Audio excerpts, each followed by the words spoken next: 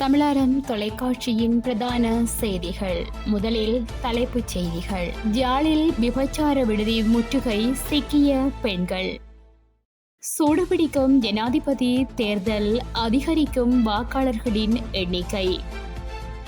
இலங்கையர்களின் உடற்பருமன் அதிகரிப்பு தொடர்பில் சுகாதாரத்துறை எச்சரிக்கை.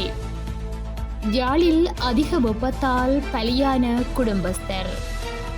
கனடாவில் உயிரற்ற நிலையில் மீட்கப்பட்ட கேரள பெண். யாழ் மாவட்டம் கந்தர்மடத்தில் உள்ள வீடொன்றில் இயங்கி வந்த விபச்சார விடுதி போலீசாரால் முற்றுகையிடப்பட்டுள்ளது.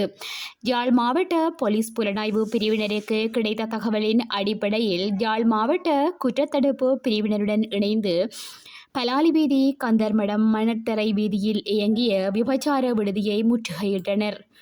முற்றுகையின் போது அந்த வீட்டின் உரிமையாளர், இரு விபச்சார பெண்கள், ஒரு வாடிக்கையாளர் ஆகியோர் அந்த வீட்டில் இருந்தனர்.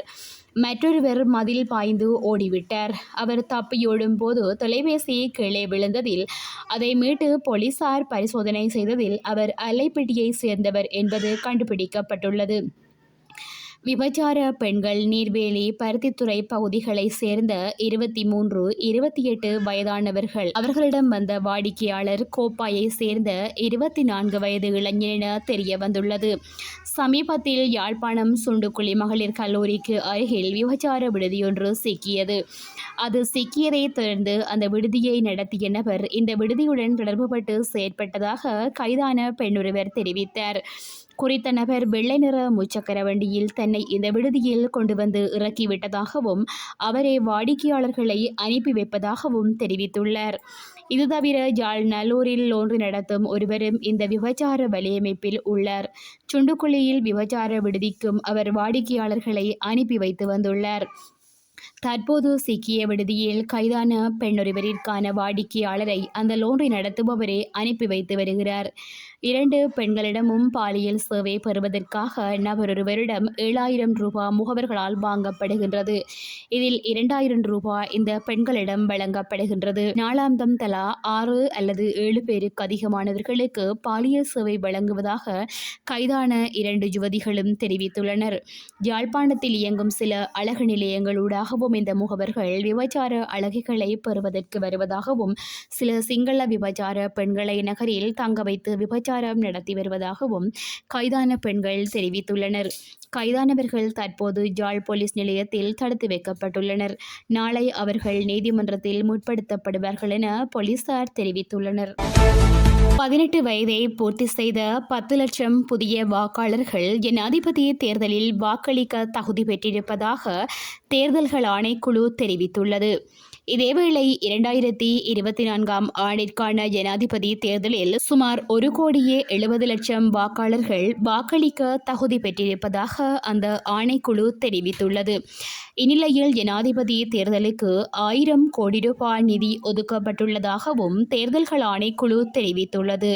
மேலும் ஜனாதிபதி தேர்தலை நடத்துவதற்கான அடிப்படை ஏற்பாடுகள் அனைத்தும் நிறைவடைந்துள்ளதாகவும் தெரிவிக்கப்பட்டுள்ளது.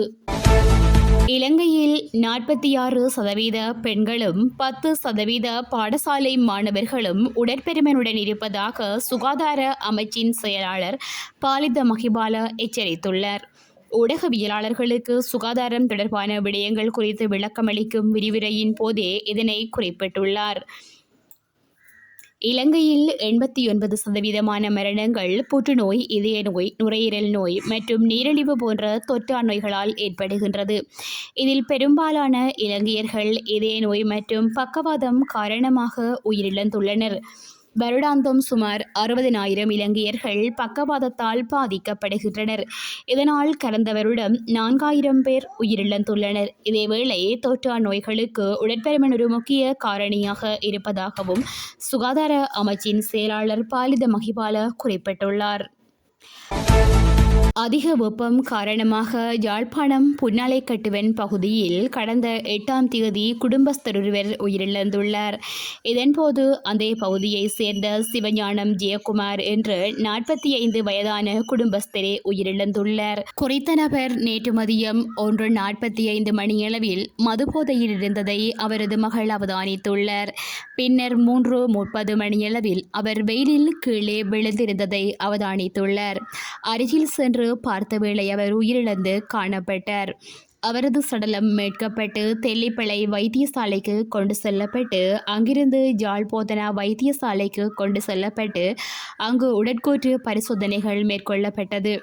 அவர் அதிக வெப்பம் காரணமாக உடலில் 10க்கும் மேற்பட்ட எரிகாயங்கள் ஏற்பட்டு உயிரிழந்ததாக பிரேத பரிசோதனைகளில் தெரியவந்துள்ளது.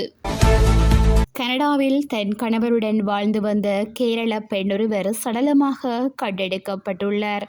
இந்தியாவின் கேரள மாநிலத்தை சேர்ந்த படிகலா சாஜன் மற்றும் ஃப்ரோலா தம்பதியின் மகள் டோனா சாஜா தன் கணவரான லால்ஹே ஃபாலோஸுடன் கனடாவில் வாழ்ந்து வந்த டோனா நேற்று முன்தினம் தனது வீட்டில் சடலமாக கண்டெடுக்கப்பட்டார்.